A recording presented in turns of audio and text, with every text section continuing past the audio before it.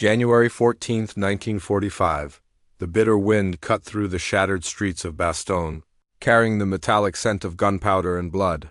Snow fell in heavy flakes, frosting the rubble-strewn roads where abandoned tanks and overturned trucks lay like forgotten toys. From a distant rooftop, an American sniper peered through his scope, his breath forming clouds in the freezing air. Every heartbeat echoed in his ears, mingling with the distant crackle of artillery and the sharp, panicked shouts of German soldiers advancing through the town. The enemy was confident, yet unaware of the silent menace watching their every movement.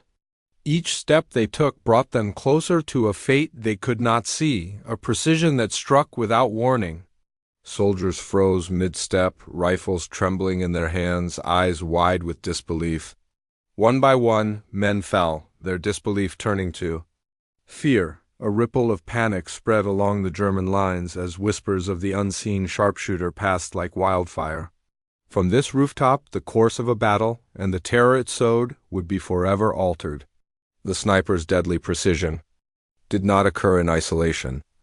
It was the product of months of preparation, strategy, and the broader chaos of the Ardennes.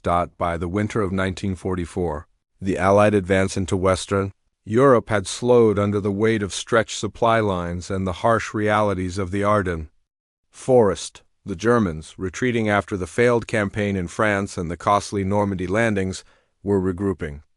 Adolf Hitler, desperate for a decisive counterattack, launched the Ardennes offensive in December 1944, a surprise push through Belgium, Luxembourg, and northeastern France intended to split the Allied lines and capture the port of Antwerp. The operation, later known as the Battle of the Bulge, was a gamble that combined desperation, strategy, and the harshest winter the region had seen in decades. Bastogne, a small Belgian town, became a critical focal point. Its 7 main roads made it a strategic hub. Whoever controlled Bastogne could either support the German advance or block it entirely. The town was defended by the 101st Airborne Division, a unit renowned for its resilience despite being surrounded, outnumbered, and low on supplies. Snow blanketed the town, reducing visibility and complicating troop movements.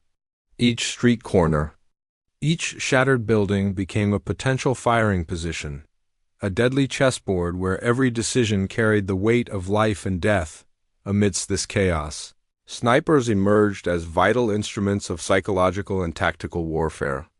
The Ardennes dense woods and ruined urban environments provided natural concealment, turning a lone marksman into a force capable of disrupting entire units. German soldiers, trained and disciplined, were nonetheless vulnerable to unseen eyes, to the patience and precision of a sniper who could strike from hundreds of meters away, unseen and unchallenged. In many engagements across the Ardennes, small American sniper teams inflicted disproportionate fear on advancing German troops, slowing attacks and forcing officers to reconsider their plans. The sniper in Bastogne was part of a larger framework of Allied reconnaissance and artillery coordination. Signals intelligence, forward observers, and infantry scouts created a network of support that allowed sharpshooters to operate with both autonomy and tactical integration. The German forces, advancing with confidence in their numbers, were unaware of how thoroughly the town had been mapped and studied.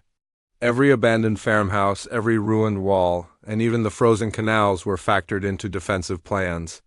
Yet the human element, the fear, hesitation, and snap decisions of soldiers in the cold, remained unpredictable. Morale played a critical role.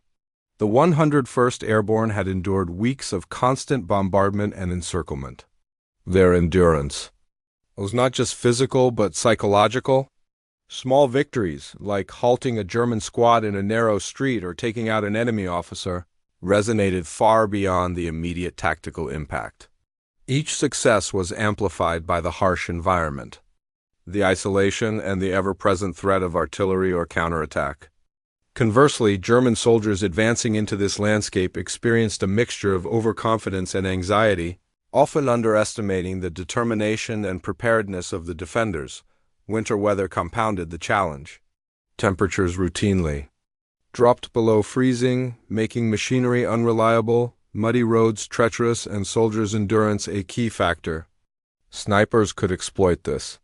Frosted rooftops, smoke from burning buildings, and drifting snow created natural concealment while simultaneously forcing advancing troops into predictable pathways, narrow streets, frozen open spaces, and choke points. In this environment, a single marksman, disciplined and patient, could control movement and manipulate enemy behavior. Without ever engaging in close combat, the American sniper's preparations were methodical. Observing the town for days, noting German patrol patterns, and coordinating with nearby units, he waited for the right moment. He was not acting impulsively. Every shot would have consequences. German troops, meanwhile, relied on the assumption that numbers and training would shield them.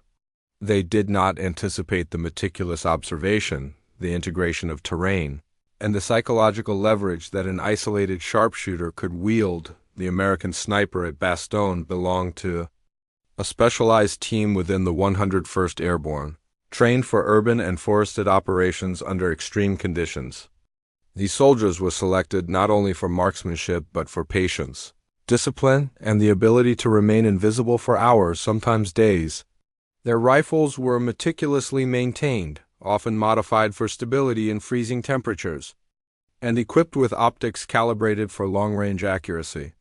Each mission demanded not just skill, but careful observation of the enemy, terrain, and weather, an analytical approach that transformed a single soldier into a tactical force capable of influencing entire enemy movements. German forces advancing through Bastogne were a mixture of seasoned Wehrmacht units and hastily mobilized replacements.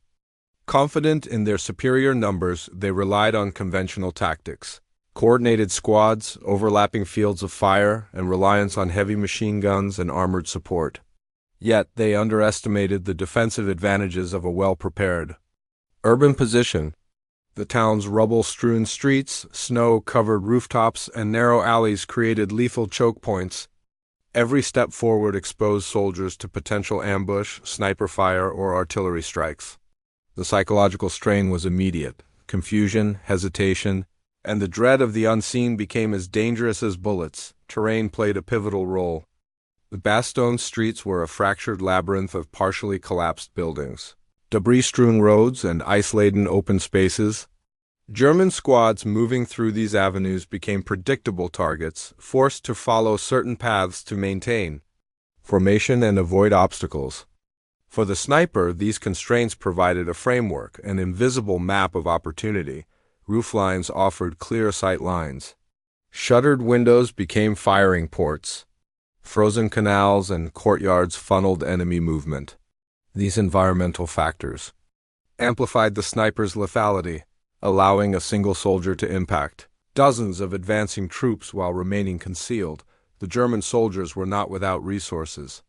Officers attempted reconnaissance patrols and squads moved with caution, often pairing scouts with machine gunners to mitigate the risk of unseen threats. But the cold weather, combined with stress and fatigue, reduced their effectiveness.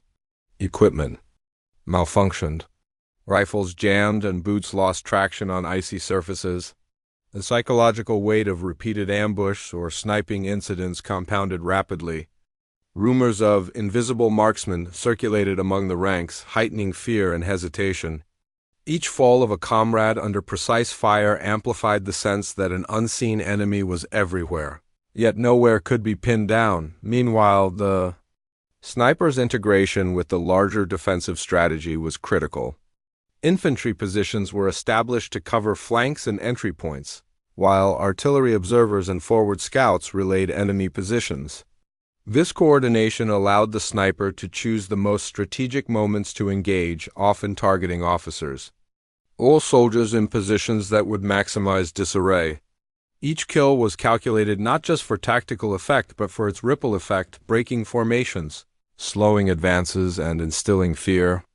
In Bastogne, the combination of geography, weather, and psychological pressure turned a single marksman into a force multiplier, capable of shaping the behavior of entire enemy units. Reports from German survivors later described the peculiar, almost supernatural precision of American snipers during the Ardennes campaign. Soldiers recounted frozen streets where comrades fell seemingly at random, yet always in patterns that hinted at deliberate, calculated targeting. The fear was palpable. Soldiers moved cautiously, hesitated, and sometimes refused to advance without cover, giving the defenders a significant advantage despite being outnumbered. This environment, where every corner could conceal death, set the stage for one of the most memorable sniping engagements of the Battle of Bastogne, where fear, skill, and strategy converged in a deadly symphony. December 21st, 1944, late morning. The frozen streets of Bastogne trembled under the muffled roar of distant artillery. German infantry advanced cautiously through the narrow, debris-choked avenues, their rifles at the ready, eyes scanning for ambush. The American sniper, positioned atop a partially collapsed roof overlooking Rue de Neufchâteau, adjusted his scope, noting the rhythm of the enemy's movements. Every step, every shift of the enemy line was calculated. The sniper had been observing the German patrols for hours, memorizing their patterns, anticipating hesitation, and exploiting each pause. At precisely 11:37 a.m. The first German soldier fell, struck in the chest as he peered around a corner. The reaction among the advancing troops was immediate. Disbelief, followed by panic. Officers shouted orders that went largely unheeded. Soldiers froze mid-step, unsure where the shots originated, their confidence unraveling with each subsequent strike. Within minutes, 3 more soldiers dropped in sequence, their attempts to seek cover or return fire failing. The sniper's methodical pace, deliberate and unhurried, allowed him to control the battlefield without exposing himself. By noon, 10 German soldiers had been neutralized, including 2 squad leaders and a machine gun crew attempting to provide covering fire. The remaining soldiers hesitated, retreating behind ruined walls, pleading for cover. Reports from survivors would later describe the eerie precision. Men fell not randomly, but in patterns that forced units to fragment, leaving gaps exploited by American infantry stationed nearby. Artillery observers alerted by the snipers. Successes, coordinated small barrages that further immobilized German squads, creating overlapping layers of pressure. The psychological impact was as decisive as the physical. Fear rippled through the ranks, amplified by visibility of fallen comrades and the sniper's continued presence. Soldiers whispered about a phantom shooter, a ghostly mark in the shadows, invisible yet deadly. Commanders attempted to reorganize the troops, but the sniper had already created chaos. Panic spread faster than any artillery or small arms fire, demonstrating the strategic potency of a single, highly trained marksman in urban warfare. By early afternoon, German officers faced a stark reality. Their forces were disorganized, morale broken, and their objectives obstructed by an invisible, methodical threat.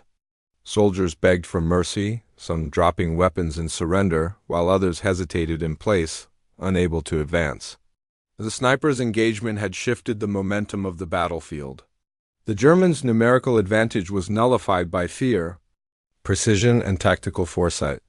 What began as a methodical defensive action evolved into a decisive turning point, illustrating the lethal interplay of skill, preparation, and psychological warfare. By the evening of December 21st, 1944, the streets of Bastogne bore the unmistakable marks of battle. Snow was trampled, stained with mud and blood, and shattered rooftops offered silent testimony to the chaos that had unfolded. The German advance had been decisively halted. Despite their numerical superiority, the Wehrmacht units that had pressed into the town found themselves paralyzed by a combination of strategic sniping, defensive coordination, and environmental mastery.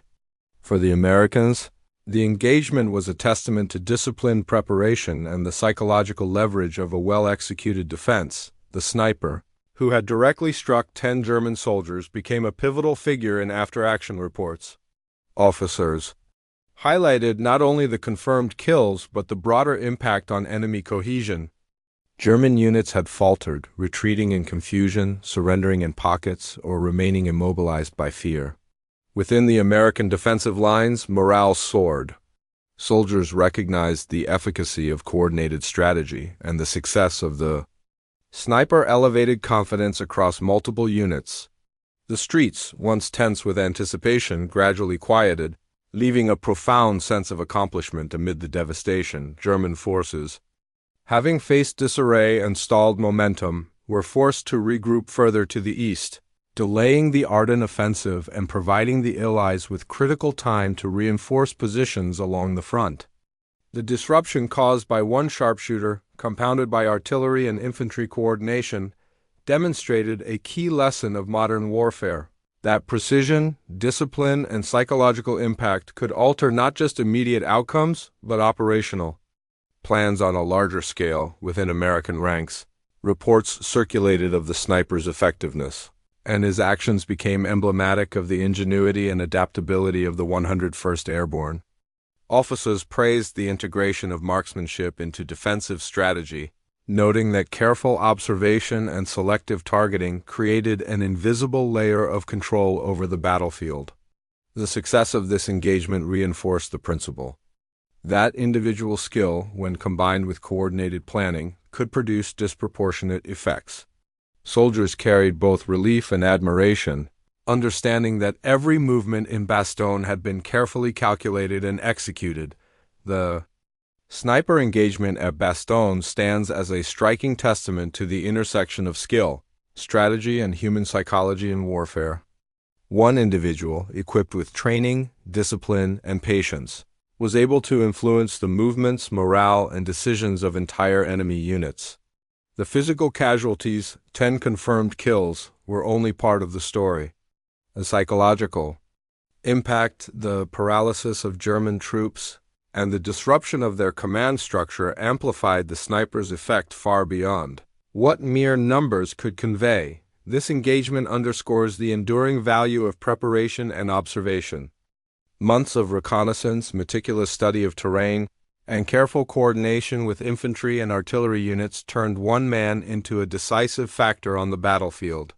The streets of Bastogne, frozen and fractured, became both a hunting ground and a stage for demonstrating how knowledge, patience, and calculated action could outweigh numerical advantage. The sniper's discipline exemplifies how precision in warfare, both technical and psychological, can redefine the terms of engagement, creating opportunities that conventional force alone cannot achieve. Yet the story also illuminates the human dimension of combat. German soldiers, experienced and trained, were brought to their knees not by overwhelming numbers but by fear, uncertainty, and the invisible hand of disciplined skill. Their pleas for mercy, hesitation, and retreat reveal how vulnerability, perception, and stress shape behavior in extreme conditions. Similarly, the sniper's role reminds us that ethical and moral awareness persists even in acts of war. Every shot carries weight, consequences, and human cost. Historically, Bastogne and its sniper engagements left a lasting mark on military tactics. The lessons learned about urban warfare, the strategic deployment of marksmen, and the psychological dimension of combat influenced both Allied and Axis planning and subsequent operations. More than strategy or firepower, the episode illustrates a timeless truth.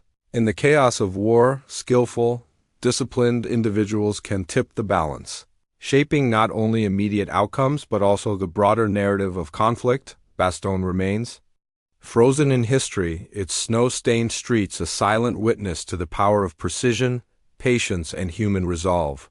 In that winter of 1944, one sniper's calculated actions turned fear into a weapon, and in doing so left an indelible mark on the story of the Ardennes, the Battle of the Bulge, and the enduring understanding of warfare itself.